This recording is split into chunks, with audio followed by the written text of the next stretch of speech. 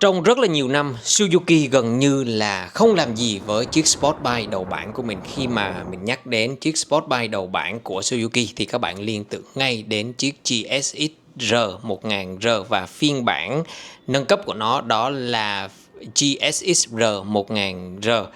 Người hâm mộ Suzuki chỉ biết mong đợi hãng xe Nhật Bản sẽ làm gì với chiếc xe đầu bảng của mình, trong khi các đối thủ khác như là Ducati Panigale V4 hoặc là Aprilia RS V4 hay là ngay cả những người anh em đồng hương Nhật Bản như là Yamaha IZF R1 hay là Honda CBR 1003R có rất nhiều sự nâng cấp đáng giá làm cho anh em đam mê Sportbike 1000 phân khối cảm thấy rất là phấn khích. Nhưng mà niềm hy vọng của fan Suzuki chỉ biết dừng lại ở đó. Lần nâng cấp cuối cùng của GSX-R 1000R là vào năm 2017. Tính từ đó cho đến nay đã là 8 năm rồi. Niềm hy vọng của anh em Suzuki đứng lại ở đó và gần như là tan biến vào hư vô. Nhưng mà tự nhiên nhân kỷ niệm 40 năm dòng GSX-R ra đời thì Suzuki vừa nâng cấp, và đợt nâng cấp này khá là mạnh mẽ, đặc biệt là ở khía cạnh động cơ chiếc GSX-R 1000R của mình. Thực sự thì fan Suzuki không ngờ đến nước đi này của hãng xe có thể gọi là ăn chắc mặc bền đến từ Nhật Bản. Mục tiêu của đợt nâng cấp này là cải thiện động cơ 999,8 phân khối nhằm đáp ứng tiêu chuẩn Euro 5 Plus. Nhưng đó chưa phải là tất cả. Suzuki còn trang bị thêm nhiều tính năng cấp cao của bộ hỗ trợ người lái và trang bị thêm cánh gió khí động học. Bộ cánh gió khí động học này thì chỉ có trên phiên bản R mà thôi, còn phiên bản R1000 thì vẫn là chiếc xe bình thường không có cánh gió, nhưng mà vẫn được nâng cấp về khía cạnh động cơ anh em ha. Năm 2025 đánh dấu 40 năm dòng GSX-R ra đời. Đây là một dịp vô cùng đặc biệt với Suzuki, tại vì chiếc GSX-R 750 ra đời vào năm 1985 đã góp phần định hình thiết kế của những chiếc Sportbike như ngày nay. Đợt cải tiến chiếc GSX-R 1000 đợt này hết sức là quan trọng, tại vì như lúc nãy mình nói lần nâng cấp cuối cùng là vào năm 2017. Như vậy là từ đó cho đến nay 8 năm đã trôi qua rồi, và thế hệ 2017 người ta hay gọi là thế hệ L7. Phiên bản GSX-R 1000R cũng được chính thức trở lại thị trường toàn cầu sau khi mà không đáp ứng được các tiêu chuẩn khí thải giống như là trường hợp của Yamaha IZF R1. Như lúc nãy mình nói đợt nâng cấp này Suzuki tập trung vào động cơ 999,8 phân khối được nâng cấp một cách toàn diện. Đây là khối động cơ nổi bật với hệ thống van nạp biến thiên độc đáo nhằm mở rộng dải công suất. Những thay đổi gồm trục hiệu mới, trục cam mới, lốc máy mới, piston và thanh truyền được làm mới cùng với hệ thống ống bô được cải tiến. Dù nhận được những thay đổi lớn, động cơ này vẫn đạt được công suất là 192,3 mã lực ở 13.200 vòng một phút và mô men xoắn cực đại là 110 Nm ở 11.000 vòng một phút. Những con số này giảm nhẹ so với phiên bản 2017-2025. Phiên bản 2017-2025 có công suất là 199 mã lực và 116 Nm. Hệ thống súp áp kiểu finger follower được thiết kế lại phần hình dáng ở cả súp áp nạp và súp áp xả để tương thích với trục cam mới. Súp áp xả cũng được tăng đường kính từ 24mm lên 25mm, đi kèm với đó là sên cam to hơn giúp giảm ma sát. Hành trình mở súp áp tối đa được giữ nguyên nhưng thời gian overlapping giảm để đạt tiêu chuẩn khí thải, giúp xe chạy sạch hơn và vận hành ổn định ở vòng tua thấp nhưng làm giảm hiệu suất ở vòng tua cao. Đây cũng là một trong những nguyên nhân lý giải phần nào việc công suất bị giảm nhẹ từ 199 mã lực xuống còn 192 mã lực. Bơm xăng áp suất cao mới kết hợp với kim phun tầng trên được làm lại, giảm số lỗ phun từ 10 xuống còn 8 để đốt sạch hơn.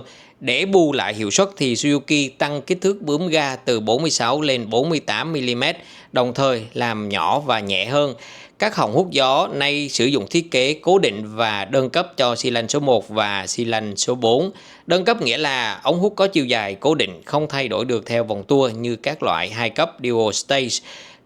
Những loại họng hút gió Dual Stage 2 cấp có khả năng thay đổi chiều dài để tối ưu cả tua thấp lẫn tua cao. Piston nhôm rèn mới có hình dáng khác biệt hoàn toàn so với thế hệ trước, nâng tỷ số nén lên 13,8/1. Tỷ số nén thế hệ trước là 13,2/1 và phù hợp với xúc áp xả lớn hơn. Piston còn có cạnh vát và chốt piston phủ DLC Diamond Line Carbon giúp giảm ma sát. Theo Suzuki, điều này không chỉ tăng hiệu suất và độ bền mà còn giảm rung động. Gioăng đầu xi lanh cũng được thiết kế mới nhằm cải thiện độ kín và tuổi thọ.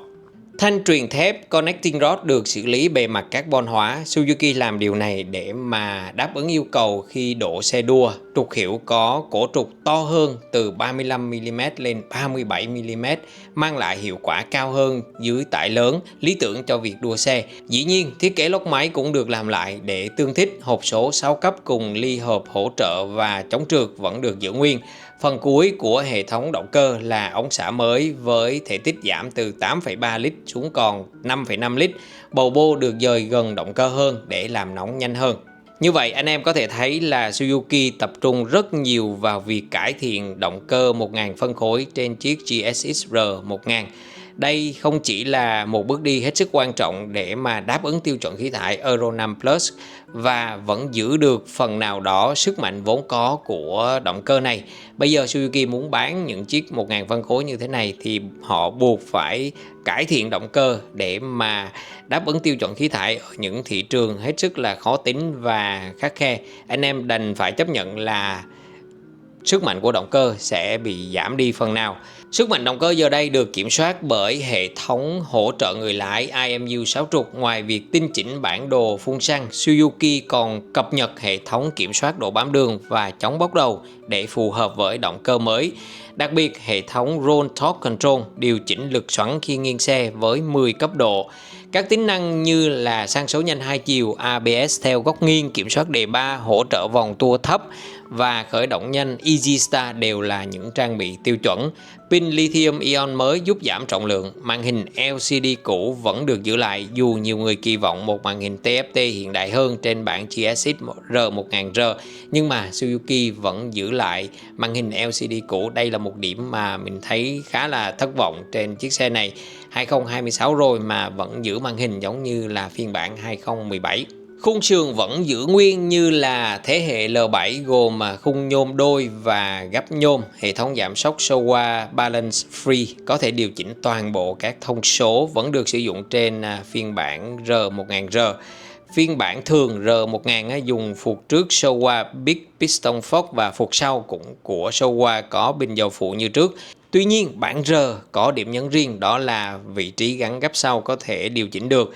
Trong bối cảnh nhiều xe Sportbike hiện đại trang bị phuộc bán chủ động, đáng tiếc là GSX-R 2026 chưa có nâng cấp ở phần này. Tuy nhiên, điều này có thể giúp xe có giá bán hợp lý hơn hoặc là rẻ hơn so với các đối thủ.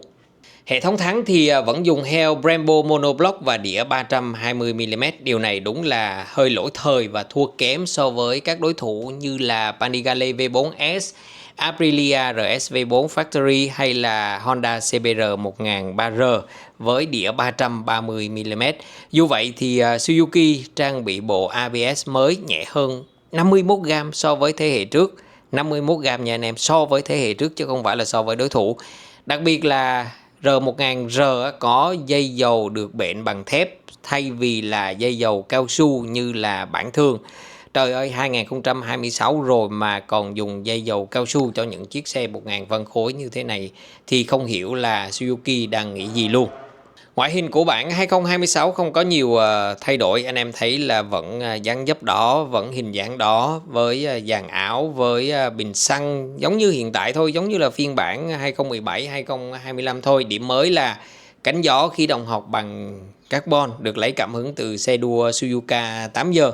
Nhưng mà mình thấy là việc gắn cánh gió này vô giống như là mang tính gượng ép hơn là một nghiên cứu được Suzuki thực hiện một cách nghiêm túc.